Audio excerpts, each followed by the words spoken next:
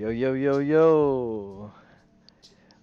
It's Ethan here, back at you with the 900-second podcast with our very first episode, starring myself, Ethan, my friend Juan Sendejas, and my other friend Anthony Corona. Yo, what's up? It's your boy. Hello, my name is Juan Sendejas. Yep, and there's those two. And today, in our very first episode, we'll be kind of talking to you guys around these 15 minutes about test taking in general, test taking in high school, maybe some skills that you could bring into your like later life into college and all that stuff. So first off, AP tests. Of course, when you get into high school, a lot of you might want to challenge yourselves, try to take AP classes, and of course, towards the end of the year, for AP classes, you have the AP test that kind of, is the reason why you're taking it, right? So you can get those college credits to kind of get that class out of the way for college, right? Right. I have something to say or add to it, Ethan. Yeah. I highly recommend that even although Ridu only allows you to take basically the AP classes your junior year, I believe. If correct me if I'm wrong, but Yeah. maybe you speak Spanish, right? And maybe you want to take the AP even without taking the class. That is also an option. Or maybe you already know a different class that you think you may do pretty well in. If you just get the study book for that class, you can possibly study hard enough and even still get a good um, grade on your test. Without even having to Now, take the class. yeah, yeah, Yeah. and Facts. adding to that, you also want to make sure that, let's say you have a college that you're planning on going in mind. Keep in mind that these schools won't accept all your scores or maybe even some of your AP tests. So be sure to check like which test scores are more convenient for you to receive. Whether you're taking, let's say, AP Stats and you're going to, for example, UC Davis, and later you find out that you scored a 3, but in order for them to take your credit for even taking the class, you have to score a 5. So then you've basically taken an AP class without receiving the credits, which is not something bad, but I mean, you still didn't receive your credits for college credit that you basically worked super duper hard for. Now, there, even if you didn't pass it, there's still much you can learn in these higher curriculum classes because you'll challenge yourself more. You learn extra skills, like for example, taking AP literature, where you learn how to write an essay in, let's say, under an hour, Yeah, for and sure. let's say you procrastinate one day, you decided to write your essay the last night that is due. I mean, you'll have that skill of where, oh, you learn how to think fast, use all your resources, even the articles that you're provided with, and you'll be able to complete the essay in under an hour if it's not too long, or unless they told you it does not have to be like 5 pages long. Yeah, for sure. And kind of just going off of what Juan was saying, about like colleges not accepting most of like your AP test scores. But maybe you want to take like AP history or some history, AP US history, maybe AP European history. But honestly, I would recommend taking really AP stats around or AP English or AP Lang, AP Lit, because really those are the two core classes that I feel like most, UC, CSUs, even the junior colleges that most of them will accept those kinds of classes because those are all like kind of core gen ed classes that you're gonna need, no matter what career you're pursuing, right? So just keep that in mind. Of course, keep in mind like all these, like Juan was saying, all these test skills, all this stuff that like these tests prepare you for. You get me? It's not like you're just going over a bunch of material over the year. You're more or less trying to get these skill sets that you'll use for that class, but not only for that class, but for your other ones too, right? So, because Right. I'm pretty sure you can use some of those testing skills in the history that you can use in English, right? Because very similar tests, but just really just different material. Yeah, and on what Juan was saying, like if your school doesn't accept but they accept fours, if you take it your junior year and you get a three, you could still take it your final year. I don't know what it's called, senior year, and if you could still retake Right. get a four on it. So it's always good to take it early, take the class and try the test. And if you get a three and your school doesn't accept it, you can still try it again and take it at a four. Just try to get a four. Yeah, for sure. And But like, really, just try to for your AP classes, especially. I mean, I know like if you're taking multiple at once, it might be hard to like kind of keep up. But for the AP classes especially, try to stay in line with those because those ones you really don't want to fall behind with, because it's hard to catch back up, right? So try to take those a little bit more seriously because you are paying money at the end of the year to pass that AP test, so you'd have to take it later, right? Right. yeah, And adding to that, Ethan, sorry, Yeah, yeah, go ahead. there's also, if you do receive financial support based on like lunch or any other type, you may even be able to qualify for fee waivers, which come in really helpful when you are taking multiple AP tests, because the amount of money you have to pay for those racks up if you are deciding to take multiple tests. Yeah, Like, let's exactly. say you were taking AP US, AP Gov for some reason, and AP Stats. Now that would be three tests you would be taking, and how much did you have to pay, Ethan?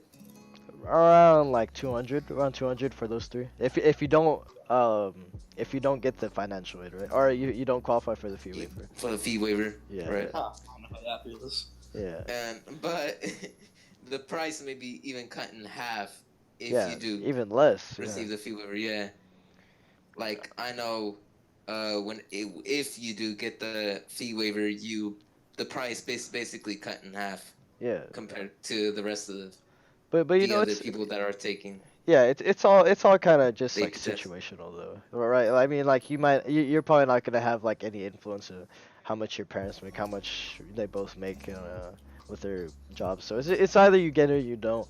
It's not like you can really beg for it. So Right. but it's good to know if you do qualify for it, right? So then you know Yeah. to save that money. Just Um, throwing that out there just in case yeah, for sure. Cause I anyone. know, yeah, my some kids might not know that they even qualify for it, and they end up paying the $80 instead of Right. the 20 that you have to pay for with the fee waiver. So yeah, that's good to know. But also for just AP classes in general, make sure that you know people, that you make friends with the people in there, because most likely if you're in an AP class and you took other AP classes, you're gonna have the same kids in those AP classes. So make Right. sure that you make friends with them, or try to at least have like a small friend group, because say you didn't do the notes for one day, or say you missed a day and you need the notes from someone, or you missed this test and you want to know what's on it. Always make friends and make those connections, because I know a lot Cheating? of, not really cheating, but just to give you a heads up, because it like Giving yourself a little leverage so that Facts. uh, you don't just crash and burn yeah, when you because you need other people to be there for you when like you right. start falling behind, right? Because AP courses, it's tough as it is, but taking multiple at the same time is even harder. So I'd And I'll recommend like yeah. getting like some friends, getting some like, I don't know, mixing some group chats, trying to make some Right. connections. I don't, because it's hard. It's hard to do by yourself, and I don't think anyone should do it alone. I mean, it really is hard, and I think that once you get into these AP courses, like you should definitely try Yeah. to make some connections with the people around you, because most likely if they're in there, then they're most likely pretty smart, just like yourself. So try to make those connections. And adding to that, like Ethan said, even when it doesn't even have to be like, oh, you missed a class, or let's say you weren't there for one of the tests. You may, one of your friends or your peers in one of your classes may know something that you don't know. Like, let's say you're taking a math class and you don't know how to do a specific problem. Exactly. Now, the next person right next to you may have that same exact problem, or they might have a different problem and you know how to do it. The problem that you don't know how to do, they know how to do. So then you could help each other out, and there you go. You'll know how to do it correctly, and then you got both of you guys still improve based on having each other Yeah, exactly. for help. Yeah. Sure. And it also is super useful when having a group because then everyone you'll have even more people to sort of give you a heads up or even help you out if you ever need any help on anything else that you may not know. Yeah, exactly. Uh, so Anthony, do you have anything to kind of add to, I don't know, making friends in the class, trying to like get some extra tips to passing these AP courses? I'm assuming he doesn't. So, Anthony might be having some mic issues. That's fine. So yeah, just overall, kind of. So what this all leads up to is the AP test, right? So AP Right. tests, really like it's what you're all kind of what you're working for, right? So it's just kind of like passing it. They are hard tests. They are not easy. It really is like you'll hear me say this and you'll be like, oh, what is he talking about? But it is a grind. Like it's like 2 to 3 straight hours of you test taking. It will burn you out. I promise it will. Because you're doing all that cramming before, the day before, and trying to do all this studying, and then you're trying to do studying before the test happens. It's a lot of work, but it will be difficult, but given your AP teacher, given how much work you've put into that year, given all the skills that you learn, just try to give it your best, like because these tests are not easy. They're very hard. They're made to be hard, like the most difficult test you'll probably ever take. Right. They're not So, made to be easy and to pass. They make sure they're hard so that not everyone can receive the college credit for the class. So of yeah. course they're gonna make the questions way harder. But I also have a tip. Maybe a way you can study. I know Khan Academy has a bunch of um, different preparing little sessions you can take, like Yeah, yeah. little practice tests, that may look something similar like the AP test, but not completely exactly like the AP test. Or I know there's even some tests from the past years that you can look up, and then they even have PDFs of them comparing the test scores. Like, let's say you're taking the AP push and or AP US history, and you're trying to look at an example of a DBQ. If you still don't understand how to write a DBQ, see what the requirements are for each one, trying to figure out which one will earn you a 1 and which one will earn you a 5. It just It all varies completely. depends. Yeah. It all varies. Yeah, yeah, yeah. So yeah, just kind of just thinking about the test, kind of just try to. I think something that really helps is like doing practice problems, trying to kind of get a feel for what it's like to actually take the multiple choice.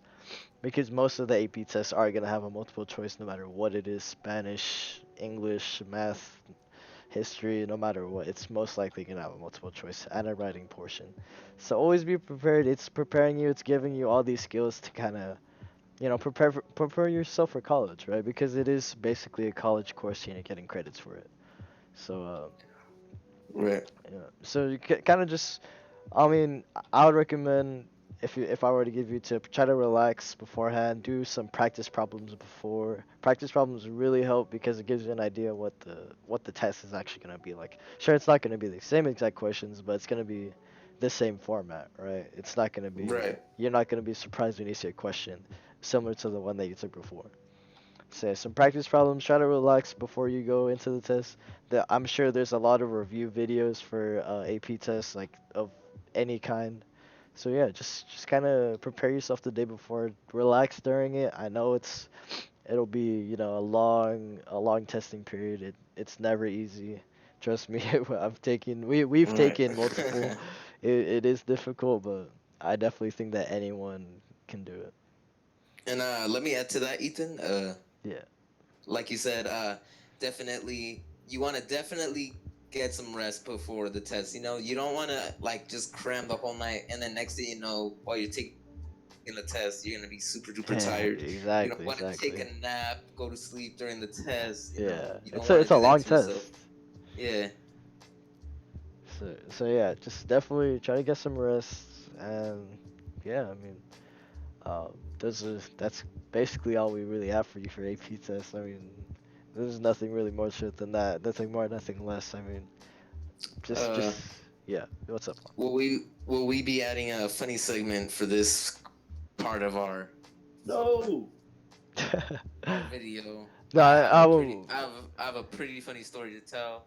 Oh, All right, You let's hear know, it. Let's hear it. yeah, based on the AP test. One time yeah, go it for it. was day of testing day. Yeah, yeah, I yeah. had signed up. You got I had, clap. I had signed up for AP US history, and I feel like I know what you're gonna talk about. we all know what happened that Yeah, day. It was Oh. pretty easy. It's yeah, pretty easy it's according pretty to the funny. rest of the people. But what you don't want to do to yourself is Hey, cram all night, and then the day of you're gonna be super tired. So as I was taking my multiple choice test, I had completed that portion, but then we moved on to the DBQ. Now, the DBQ, for many of those who don't know how long a DBQ is, it's usually 45 minutes up to an hour, depending. I can't really remember the exact time they give you for one, but I believe it's 45 minutes. yeah, yeah, it's around 45 for like 10 hour. Yeah. Anyways, I was reading over the documents, and of course I started getting tired.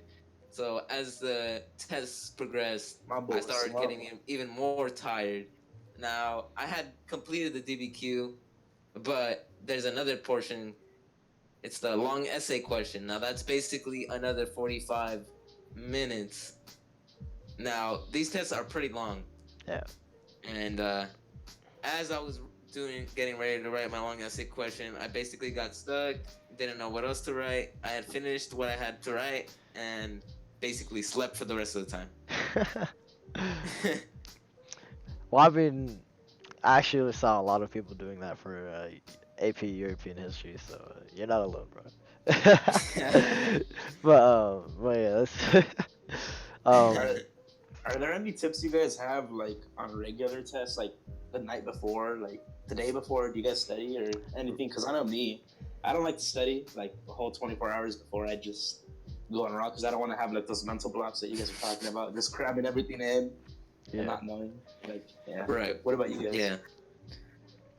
Well, I would say alright, sorry. definitely. I mean, based on my experience, I would definitely study a few days before the actual day before of the test. If that makes any sense, like you want to study days before, Leading up even to it. yeah, leading up to the test. You definitely don't want to cram the one day before or even the day of, because that'll only make you even more stressed or possibly even more nervous. And of course, some nervousness is okay, but most of the time it basically distracts you. Yeah, yeah. There's a mental block. Right. The more you stress, the more information you start losing that you Yeah, just crammed a few minutes before. yeah, Um, exactly. so you definitely don't want to do that to yourself. You want to, like I said, take a lot of practice tests. They really do come in handy. Um, if you basically have any other problems, ask the teacher what they recommend. Something I would do. And if not, look into buying one of those practice books for the AP test. They also include some more tips on what you can do uh, to focus, or maybe they have like a little multiple choice strategy where you cross out the obvious wrong ones, put a little dash in the line right next to the two that you think are the best ones, and then narrow it down to which one's the best one out of those two. Exactly. Yeah, Little stuff like that. yeah. That definitely helps. But yeah, just small little test tips for us to give you. Just all this stuff. I mean, I know we kind of talked for a little bit over our time limit, but that's alright. I mean, just getting all this information out to you guys is the best we could do. But yeah, that's gonna end it for us in the 900-second podcast here for our very first episode about test taking, AP tests, all that stuff. So we'll see y'all next time in our next See ya. episode. See you later. Peace. Peace.